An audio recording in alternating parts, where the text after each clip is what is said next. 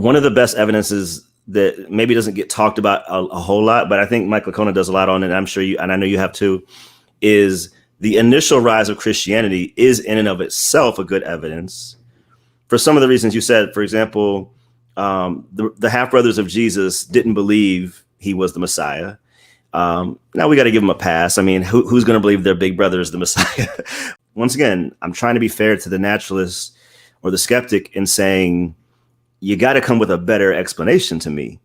Like, what changed that significantly if it's not that? And so with regards to the initial rise of Christianity, what can you tell us that kind of bolsters that as a piece of evidence?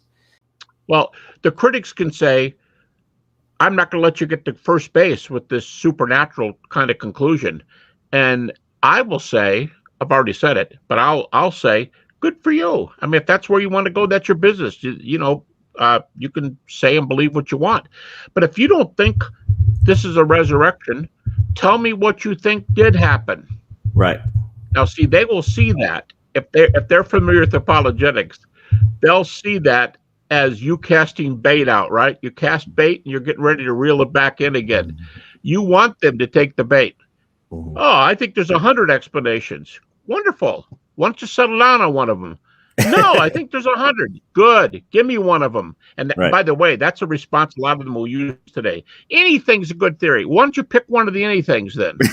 See, they don't want to go there. They think you're trying to get them in the corner, which is what's going to happen if they pick something. Mm-hmm. But if they want to deny it, if like we said earlier, a naturalistic theory is to fill in the blank.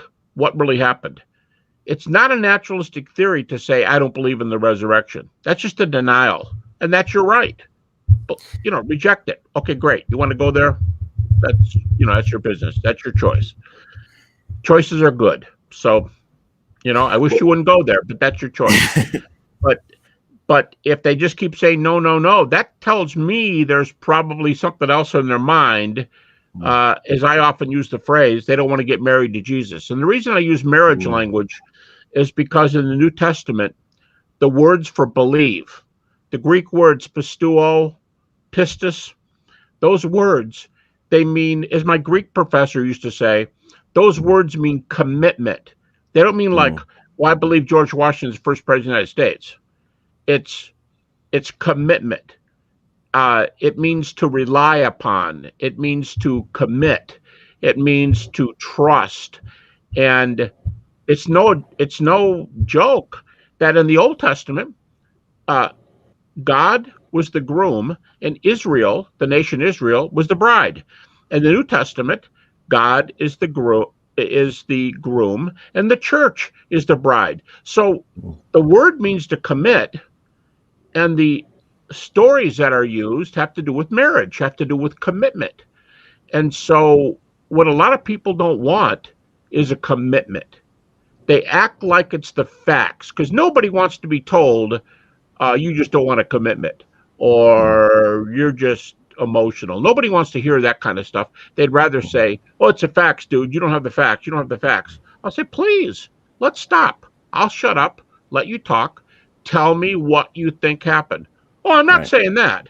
I'm not saying that. Anything, and there they go again, back to anything else. If they tried, sometimes they'll try one.